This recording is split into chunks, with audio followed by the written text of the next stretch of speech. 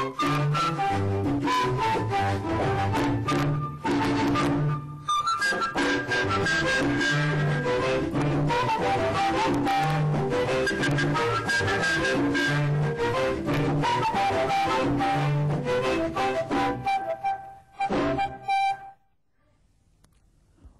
to this panel discussion on global information infrastructure and policy. There is a perception all around the world that information technology will be the dominant technology in the 21st century and probably centuries beyond that. For any technology to flourish and for any industry to grow, we need infrastructure as an important component. What is that infrastructure which is important for the information industry to grow and to evolve an information-centered economy in the coming centuries? And that infrastructure is termed the information infrastructure. The information infrastructure can exist at different levels, such as a national information infrastructure covering a nation, or a regional information infrastructure covering regions of the world, or a global information infrastructure covering the entire world.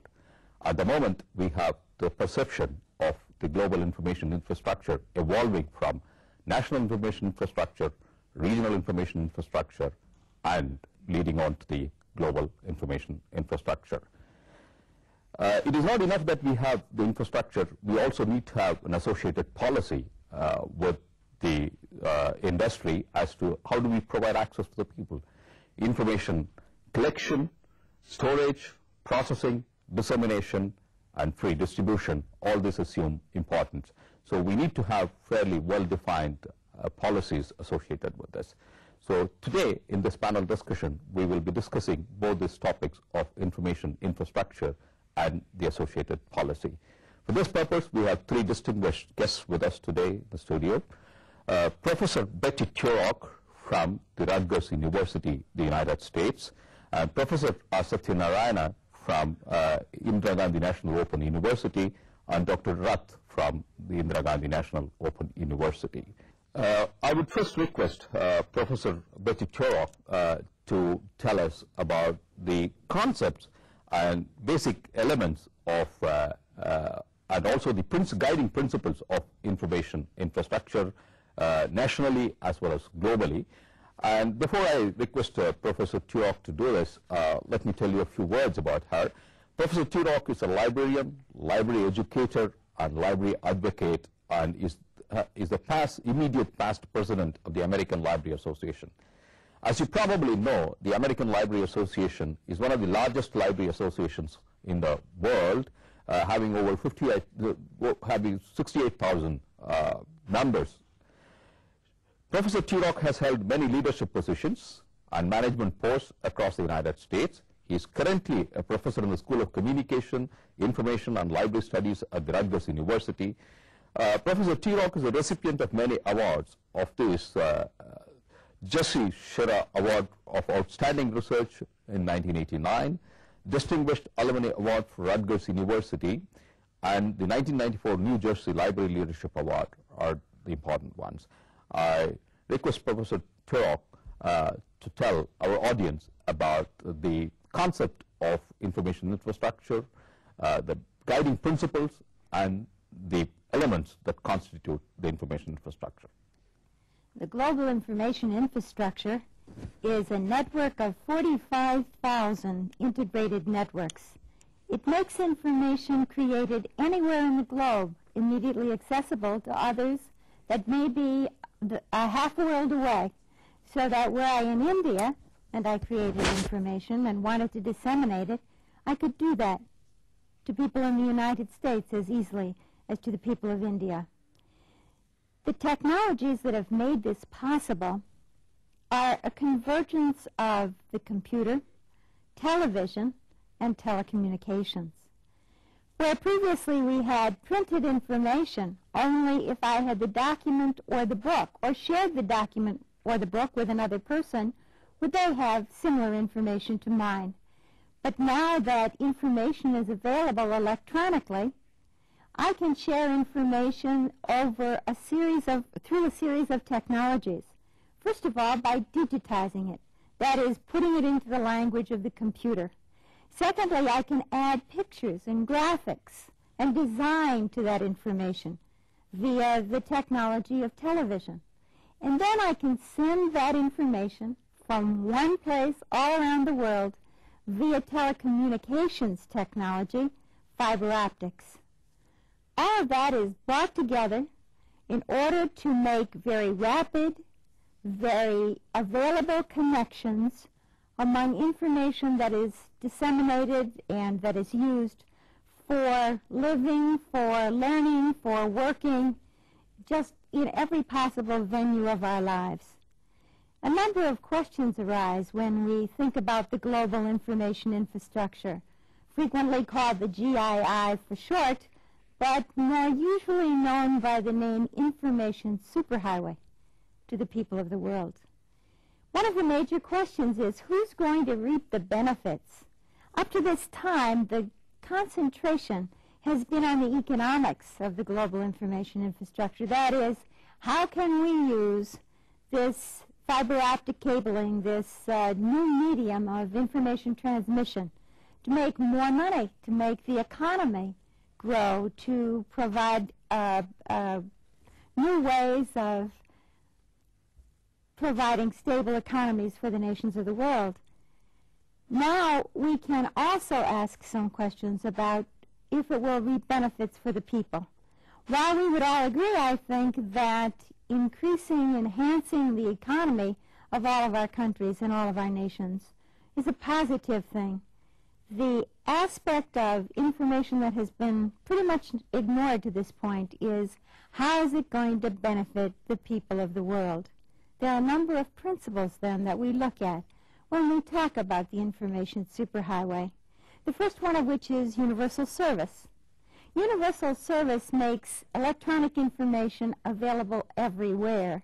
It's going to be very difficult in our world to make information universally available because there are disparities in technology and the competence in technology around the world. Another principle important to electronic information and its dissemination is the principle of electronic intellectual freedom. It's very important in democracies like the United States and India, where we believe that people should have free access, open access to information. Intellectual freedom is something which we're always guarding, over which we must all be vigilant. And we see already in the information superhighway that there are many challenges to intellectual freedom. We have in the United States now a challenge which comes from some people wanting to call information either decent or indecent, and that has led to a court case. Another principle upon which the information superhighway needs to be built is that of copyright, or a balance between the information which is put forth by publishers and authors and fair use, that is, the information which can be used by the public. Privacy is a third principle. How do we allow privacy for the individual and the individual's information, at the same time allowing for surveillance when necessary for violent acts or for antisocial acts, and at the same time maintain a democratic environment of privacy for the individual? Another issue that is very important, obviously, is the issue of equity. While universal service makes information available everywhere, equity makes it available to everyone. And so we look at intellectual freedom, universal service, copyright protection, privacy. All of these issues combine in the issue of equity. And we ask the question, how can we make certain in this society that information is justly, fairly, and affordably shared among the people of the world? Thank you, Professor Churo. I think that's been a very interesting introduction to the information infrastructure. You described the information infrastructure as a network of a very large number of networks, and talked about optical fiber being one of the major medium in which information will be carried all over. And you also mentioned about the information being multimedia in nature. And all this infrastructure and the utilization of this in the economy becomes meaningful when we have associated policies for accessing and distributing information. So a national information policy as well as a global information policy becomes an important aspect of the upcoming economy and industry in the new centuries. I request Professor Satyanarayana to tell us about the basic principles and the key parameters that are associated with the information policies. Firstly, the national level, the principle, and what you perceive that to be at the global level. Yes, in the context of global information infrastructure, if any country has to participate effectively and reap the benefits of this global infrastructure, we need to have an organized policy. The policy should be basic for a country, and in any emerging economy or any new democratic setup like India, we should have an organized information policy which will contain all the key parameters, namely we must have the resource building aspect, the target audience to whom information has got to be equitably distributed. We must also have the infrastructural facilities such as is being mentioned, telecommunications, and telecommunications either by optical method or using fiber optics, but we should have a well structured telecommunication facility as one of the facilities.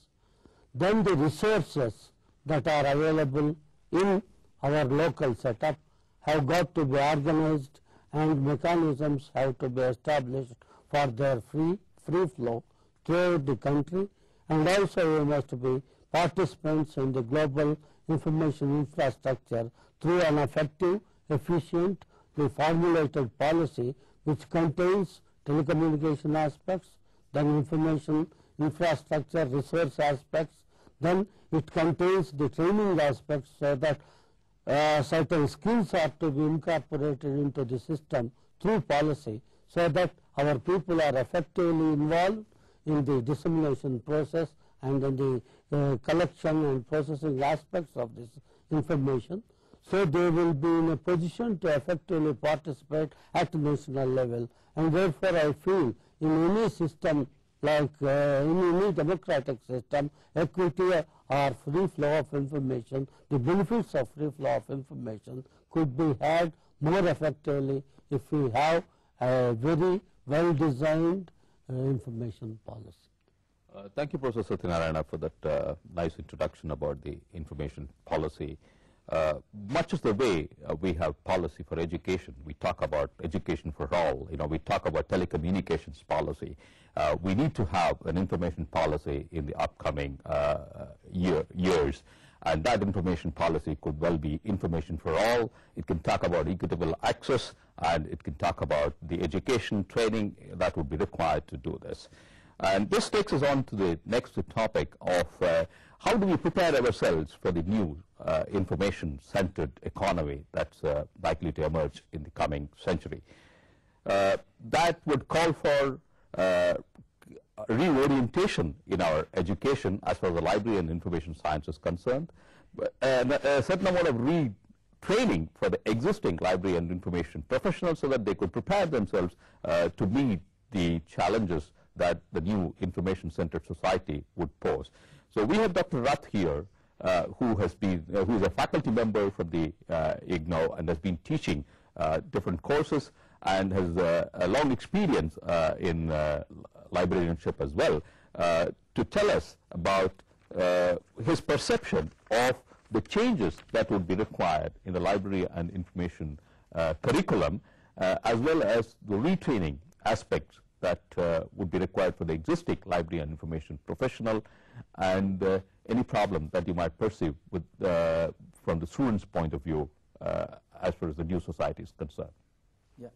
When we see the things from students' perspective, then we in in a society called information society, or we can say network society, we need changes at 3 levels.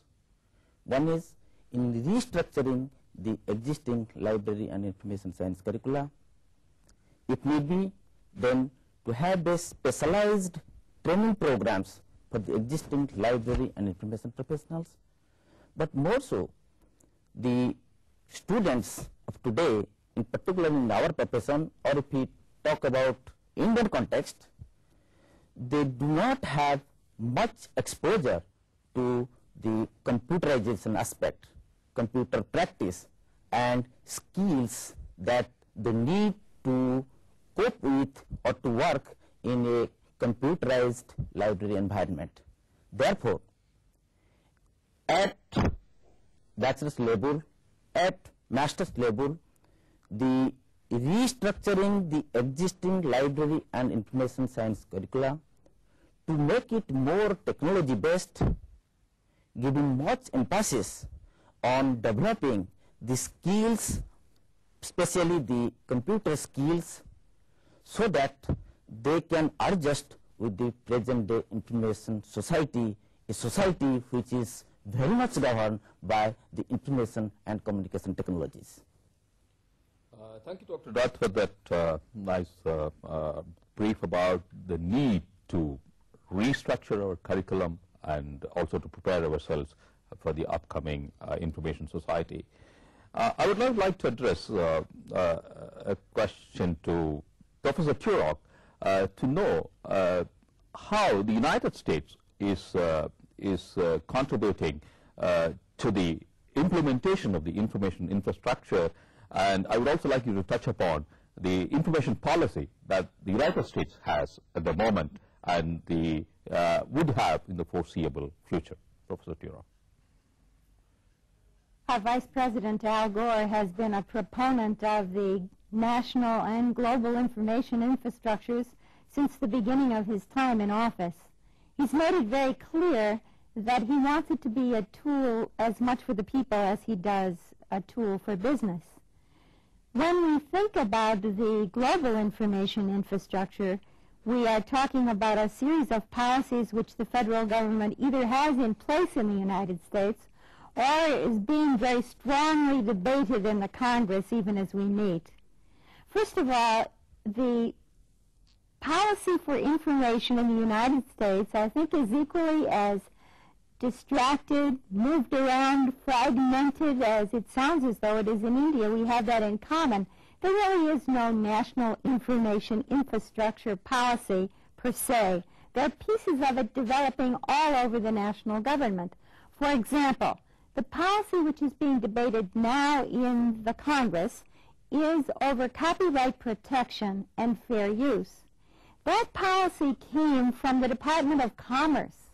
As a result, when we look at the policy, we can see that it's very heavily oriented toward business. That's a great concern to information professionals and to librarians because we're concerned with information being freely available to all the people with the right remuneration going back to authors. We have had a series of copyright laws over the years which have allowed that to occur. The Congress is also debating the Telecommunications Act Communications Decency provision. Actually, that's been kicked all the way up to our Supreme Court, and decisions are being made now, within the month of March and April, about whether the indecency clause, which exists in the current legislation, will be continued. If it is, it means that information available to those 17 years old will be all that's freely available on the information superhighway. Another policy that has come about as a result of the Telecommunications Act of 1996 is the policy for universal service. It's been established in the United States by the Congress and then through the Federal Communications Commission, which regulates telecommunications, that all libraries, schools, and health service organizations will have access to the information superhighway, that they will have special discounts, and that they will have broad bandwidth technology made available to them. Broad bandwidth technology means that libraries, that schools, and that health service facilities will have the opportunity for that combination of multimedia that I described earlier, the digital encoding, the graphics, and also the fiber optic cabling. The policies of privacy are a part of the Telecommunications Act and the National Information Property Protection Act, both. That's another way in which policy is fragmented in the United States. The government has already supplied, through the Library Services and Technology Act, about $150 million a year, which goes to the technological transformation of libraries and also goes to services for people with special needs. In addition to that, because of the Telecommunications Act, about $2 billion a year will be made available to the same three groups, libraries, schools, and health service organizations, so that they can provide information for the rest of society. For the first time, these public service agencies are being looked upon as universal service providers and not recipients. These are very important things which are going on in the United States. Thank you, Professor Turok. I think having heard you about what the United States is doing with regard to the information infrastructure as well as the policy, I would like my audience to now know about Dr. Satyanarayana, your perception of the status of information infrastructure as well as information policy in India. Well, at the moment, so far as resource structure is concerned, we are fairly catching up. But when we see the infrastructure facility that is essential for effective and efficient participation by way of telecommunications and by computer software and hardware infrastructure facilities made available to the information community, I feel a lot has to be done. But insofar as training facilities are concerned, as Dr. Rath felt, there is a need for a sea change in the curriculum and also the skills that are going to be incorporated into the curriculum of the training programs, because we are diverging from the traditional aspects of librarianship into a particular information technology oriented syllabi, where the need is towards providing exposure, more exposure to the technology in a practical manner. Dr. Rath, you talked about the technology component that needs to be brought into the curriculum, which Professor Satyanarayana is also strongly advocated. And what is your perception of the current status of technology induction into the library and information science curriculum in the country? We have about over 70 library schools in the country offering courses at the bachelor's level, and some offering courses at the master's level, and some even having PhD program in library and information science. How far these schools have reoriented themselves to get, to induct technology into their curriculum? To my mind, if there are maximum 75 library and information schools in India, hardly 10% of these 75, they have a curriculum which is technology based. Once we say that a curriculum should be more or less technology based, having certain amount of information and communication technologies, the students should be more exposed to what the networking environment is. What is this database, a CD-ROM, more on this information, communication, printing and publishing technologies, and the more emphasis should be given to the practice aspect so as to develop their skills rather than theory. Okay, we are coming to the end of the program. I think I want to ask a quick question to Professor Turok. We talk about this information infrastructure, the global and national. Much more than this infrastructure, a very popular word that everybody knows is the Internet. Now, would you like to say Internet versus GII? How are they related? Is it one and the same or something else? Well, actually, the Internet is where it began. The Internet is was an academic network put up for mainly researchers and scholars to use and to communicate digitally. What's happened is that the information superhighway has grown up from the Internet, and it has encompassed now all forms of information, not just those that are relevant to scholars. They're relevant to everyday people in their everyday lives.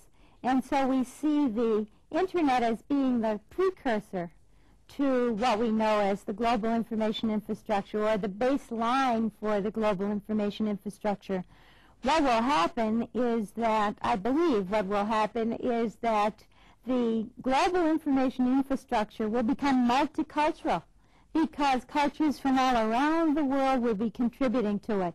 The Internet was really developed originally in the academic environment in the United States. Thank you, Professor Turok. I think we're coming to the end of the program, and it's been a very interesting and lively panel discussion on the sense of how the information technology will play a very major role in the upcoming economy and the new society, as well as the policies that we need along with that, and the different technologies that will go into supporting the information technology, like the telecom technology, optical fiber technology, satellite technology, and so on. Thank you very much, all of you, for coming over to the studio and telling our audience about this. Thank